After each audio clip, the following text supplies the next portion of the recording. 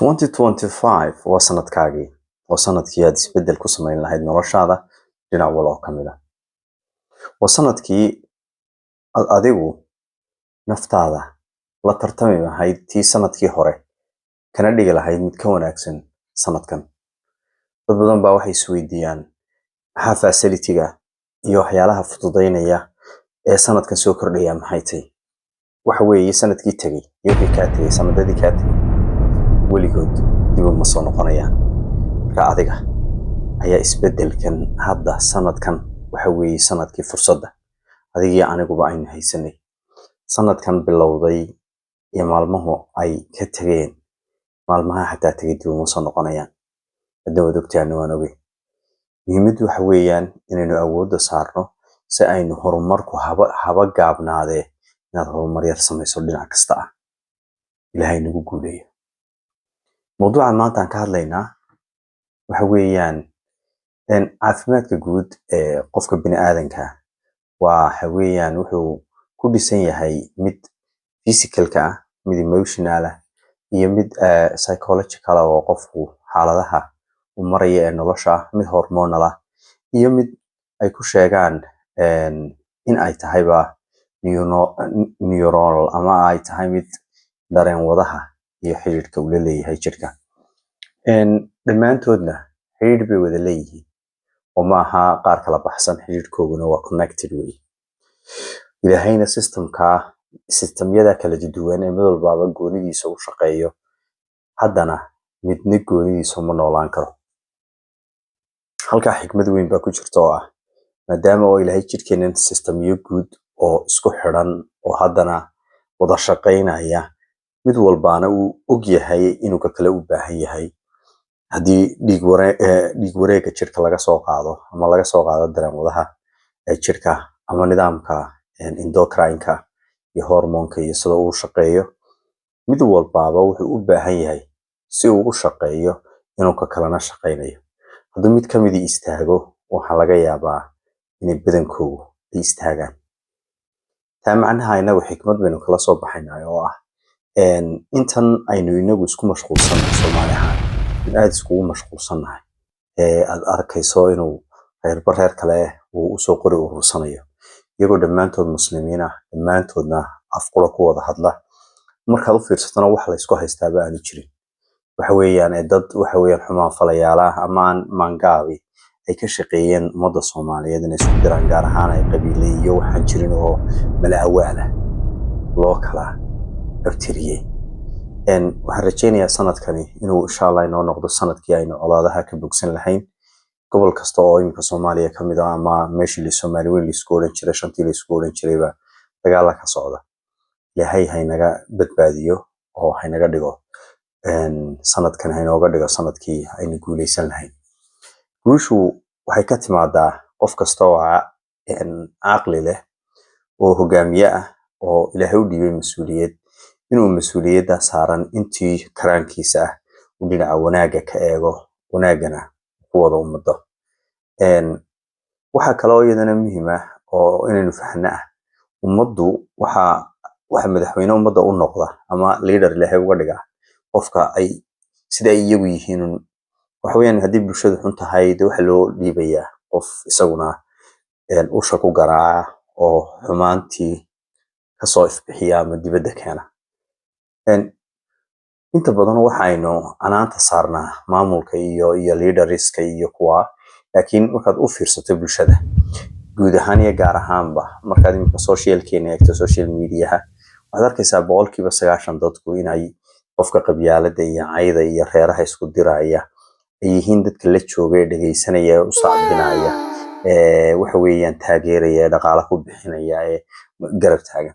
qofkii in uun horumarka bulshada iyo cilmiga iyo aqoonta iyo ka sheekeynayana inaynu nahay dad u arkaa inuu qofkan yahay qof aan si fiican u fikiraynin. haddaad u fiirsato imika tusaale ahaan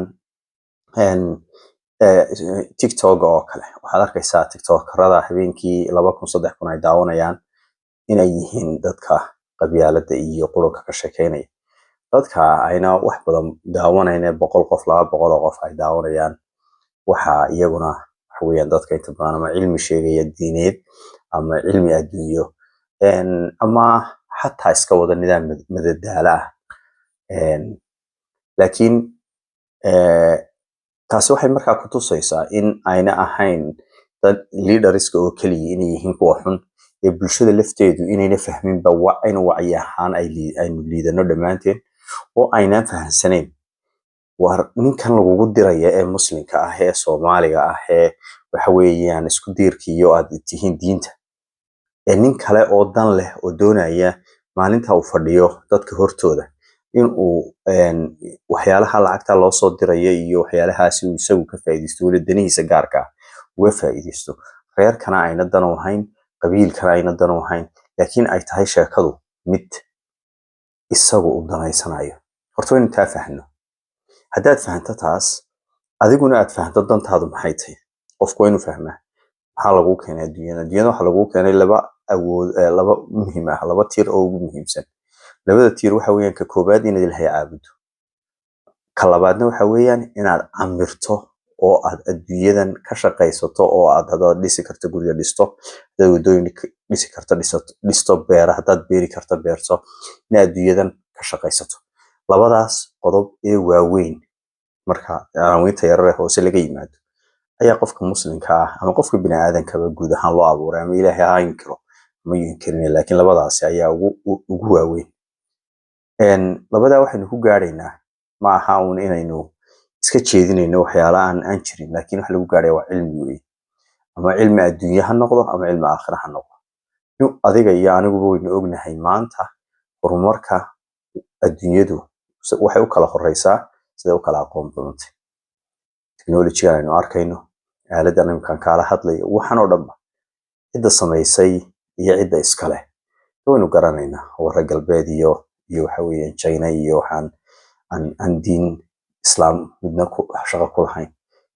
muhiimadda iminka qofka muslimka ah ee Soomaaliga ah waxa weeyaan bal sidii ummadan Soomaaliyeed halkii ugu hooseysay baynu maraynaa, in nabadgelyo ku wada noolaato, nabadgelyo inaynu ku wada noolaano, inaad walaalkaaga muslimka aad dilin, inaad walaalkaaga muslimka caayin, inaad walaalkaaga muslimka si ixtiraam ula noolaato.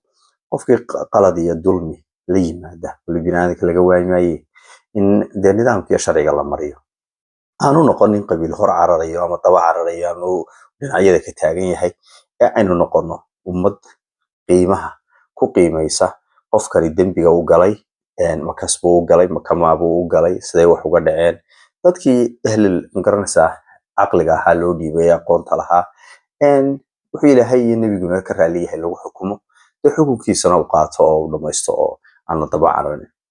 marka qof walba naga mid wuxuu isweydiinayaa talow ma bulshada waalan mise ninkan leaderka ah ee dadka ku danaysanaya wuxuu doonaba ha noqdo, ama mid qabiil ka sheekeynaya ha noqdo, ama mid siyaasadeynaya waxyaale aan macnaba ku fadhiyin. markaad u fiirsato waxaa 100 qof oo dhalinyaro ah, 200 qof oo dhalinyaro ah u dhimanayaan markaad u fiirsato. subxaanallah, waa wax aad iyo aad runtii looga xumaado. marka waxaan rajaynayaa horta hadday tahay markii koowaad ee aad aragto inaad kusoo biirto waxa weeyaan channelada kaga hadalo waxyaalaha ummadda u danka ayuu channelkani ka mid yahay. waa inaad taageerto hadaad tahay qof khayrka jecel. saasaan isku ognahay waxa weeyaan alalaqal naftaada ka bilow, ana nafteedan ka bilaabayaa, aynu nolosha aynu wadaagno oo aynu noqono dad makaranaysa is jecel, jacaylkana aynu faafino, shaydaankana iska naarno, ilaahayna ka cabsano. asalaamu calaykum waraxmatullaahi wabarakaatu.